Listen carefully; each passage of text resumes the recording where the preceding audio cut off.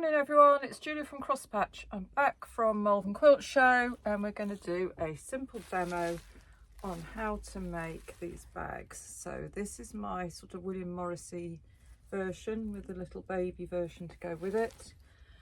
And this is my French General version. They're made from charm packs, and yes, they have a zip in the top, but it's my simple way of putting zips in. Okay, so we'll get started. I'm going to bring you down to my level so you can see what I'm doing. Let's just angle the camera a bit so we can see what's occurring. Okay, so to make these, you will need a charm pack, and you'll need, most charm packs are 42, so if you've got one of those, that's perfect, but you only need 36 squares for just the main bag. So I've got charm packs on the website. These are the William Morris type ones, and these are the French General ones, which come in packs of 50, so you'll have plenty left. So let's just show you the bag again. So this gives you an idea of what's in the William Morris one. And this will show you what's in the French General one. Okay. And a better idea of what's in the William Morris one. Let's grab this quilt off the back here. I'll show you the Hearts quilt one. Give you an idea of the pretty fabrics that are in it. Okay, there's a separate pattern for that heart quilt, and again that's just a charm pack. Right, let's get on with the bag though. So sort out your charm pack, and you want to keep, I cut my charm packs in sets of 2, so there'll always be like, there'll be 2 prints cut together because that's the way I cut them off the bolt. Okay, sort it out into sets of 2, so you want 2 sort of fairly like tone on tone type smaller print fabrics, and then 2 bigger print fabrics. Okay, so out of those you're going to keep one of those is going to be your middle square. The other one of those cut into 4, so cut it into 4 2.5 inch squares. Those are going to be your corners, and the other 2 plainish ones, cut them in half, so you've got 4 pieces of 2.5 by 5 inches. Okay, and that will make 1 block. So for the bag you are going to need 1 2 3 4, so you need 8 blocks. Yeah, 8 blocks, so 8 times 4 squares. Okay, so that's the starting point. So then once you've done that, you've got your middle square, you've got your 4 corner squares, 1 2 3 4, and then you've got your 4 rectangles, 1 2, that's got a bit screwed up, sorry, in the pack, 3 4. So that's going to be, that's how easy the block is. Okay, so let's put these back together and then I'll show you how to sew them together. So to sew them together, they're all different colours obviously, by the way, because I've used one charm pack rather than cutting loads of the same square. So there's your middle block. You've sewn a rectangle to either side, then you've got 2 more rectangles. So there's the rectangle for the top, you've sewn a square to each side, rectangle for the bottom, sewn a square to each side, and all you do to finish your block is sew them top and bottom, and there's your finished block. So simples. So when you've made these, make 4 of these to the front, 4 of the back, and just join them together in a square. And you'll end up with your bag front. So there's your bag front. Okay, there's the French General bag front. There's the William Morrissey bag front. Fuse these to some wadding, and then you can quilt them if you want. If you've got fusible wadding, you don't have to quilt, but just a little bit of quilting helps. And all I did was I drew a line diagonally across there, and then across each corner. You could almost do this by eye, to be honest, as long as your blocks have lined up properly. Or you could just go on the inside of the square and then in the ditch across there. However you want to do it. You can do it by hand, you can do it by machine. Okay, so once you've done that, you've fused them to some wadding. You want to join them together. So you your blocks are inside out, and you want to sew all the way around, obviously leaving the top open. Now for demo purposes, I've just done this on a plain square of fabric just to show you, so I can use it for other demos. Now, a lot of people tell you, you look on their demos and they've cut off that square at the bottom. And I particularly hate that method, because then you've got like quite a weak seam. If you're like me and you've got the kitchen sink in your bag, you cut that corner bit off, you've only got that seam holding your stuff in. So I like to leave it on. So what I do is this is your bag inside out, and you just fold the bottom seam, the side seam against the bottom seam, and then you see you've got a little triangle on the end, and then you mark across however wide you want your gusset to be. So on these bags, I want it the width of the side blocks. So once you've sewn these together, the 2.5 inches will become 2 inches. So I want it, so that'll be 4 inches all the way across. So you can do it that size, or you can do it narrow. It's however you fancy. So if I just show you again, there's the side seam, fold it against the bottom seam, you've got that, and then just stitch across. So I've just stitched that across, and I'm going to leave that on, don't cut it off. It also helps your bag stand up better as well. So you'd have to do that both sides, and then you'll turn the bag right sides out. So I couldn't help myself, I couldn't do just a plain bit of fabric. I had to use a nice Macawa pretty blue fabric from a demo, because I don't like plain.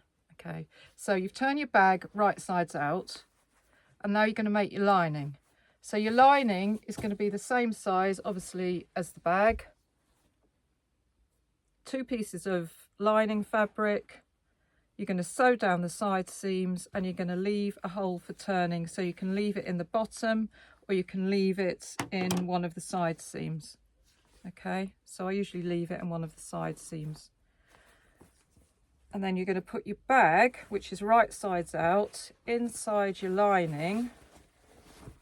Oh, by the way, the gusset on your lining exactly the same way as you did on the bag, okay? Both sides. So you're going to put your bag inside your lining, and you just sew around the top seam. So let's get this in here. And then just sew around this top seam. I usually do it twice.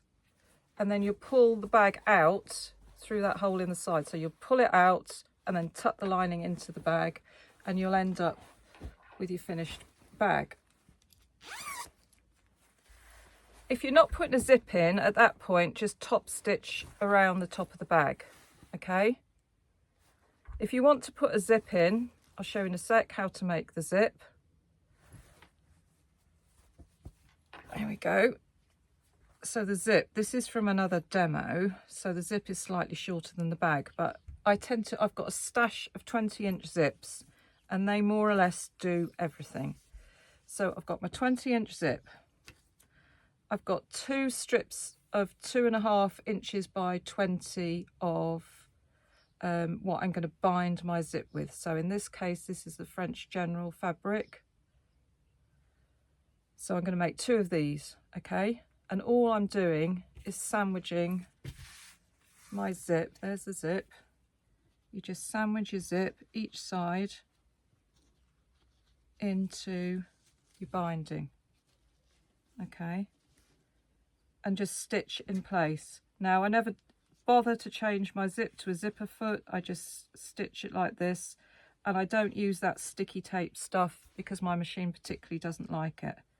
So you'll sew those each side, and then once I've done that, I sew across the end here just to secure it, and then I trim that horrible metal bit off because I've broken too many machine needles on that. And then you're going to end up with something that looks like that, and you're going to put tabs on the end of your zip.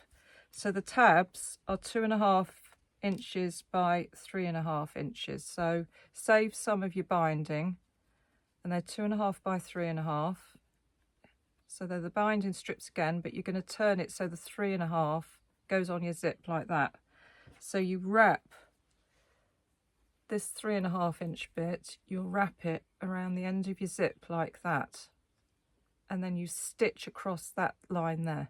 Okay, so once you've done that, it will look like that. So there's the front, there's the back. Actually, let's start from when I've stitched it, so you can see when I've pulled it up. That's where I've stitched it, on that line, and then just pull it up and then fold it over the back like so. Okay, so this bag is, let's work this out, it's 4.5, 5.5, 6.5, 7.5, 8, 6, it's roughly 16 inches wide. So a 20-inch zip is more than enough. So to stitch your zip on, all you've got to do is to take your zipper unit and just place it wrong sides together, should I say, with the top of your bag. And you just stitch along the top with about 1/8 of an inch seam. And it hangs, I have it so it hangs over the end of the bag. So can you see I've just top stitched it on there, and then they just hang over the end of the bag to finish. So the next thing is your bag handles. So your bag handles, cut a 5-inch strip by the length of fabric you want for your handle. Now these ones, I think I did roughly 20 inches, so that will go over your shoulder. If you want a crossbody bag, obviously you want it a lot longer, okay? And then you will fuse some wadding to one side of that fabric and then fold it in half like that. Top stitch this, stitch it even down the side and then all the way in, and leave a gap of about 2 inches in the middle so you can turn it right sides out. Okay, once you've turned it right sides out, you're going to fold it in half again, and you're going to top stitch it then between these 2 points. Now these 2 points are roughly 3 inches from the end of the handle, and then you've got the bag handle that looks like that. And it's really easy then to just top stitch it onto the front of your bag like that to finish it off. So that's a really quick and simple bag idea. If you want to make the baby one to match it, make it exactly the same way, but just use one square of the fabric. So that's the William Morris one, and I've put a zip on the top, as you can see. Just top stitched on the top like that. I haven't put a handle on that because it's like a little purse / makeup bag to go in my bag. So this method is exactly the same. There's another YouTube demo on how to make the quilt using a layer cake, which is this one. Hang on, let me show you this one behind me here. This one. Charm Pack Shuffle Quilt. Exactly the same method, just using a layer cake. And that's my demo for the day. Oh, let me show you if you want some additional fabrics, I do fat quarter packs like that. So that's the William Morris one. So it's just the main flowery prints in the collection. There's a French General one, so you can buy the blue, cream, pink, or you can buy the red, like so. Right, I'm going to give you a tour of the shed now. Now I'm back from Malvern, you can see everything is back in the shed. Okay, now look what I bought. I bought a thing. Finally, after years, I'm going to make a dress. So I went to Cool Crafting Stand and I bought this yummy fabric, and I'm going to make a dress. Haha. Next time I do a video, I'll try and wear it. All my patterns are back on their stands in the shed. All the samples are back in the shed. All my nice cushions and stuff. Everything's back. I'm happy. I'm home. All the nice fabrics down here. there we go. So on tomorrow I am doing a Facebook Live on the Crosspatch Facebook group, if it works. If it doesn't work, I'll just film it and I'll put it on YouTube, because we're making little goodie boxes full of stuff. So this is the stuff station. We're going to stuff out of these boxes into a little box, which is that. It is absolutely rammed full of stuff. It's heavy actually, and it would normally retail at over 50, and we're going to be selling them for 30, but there's only going to be 30 of them tomorrow, and if I get a chance I'll do some more. But thanks for watching. Have a nice day. See you soon. Bye.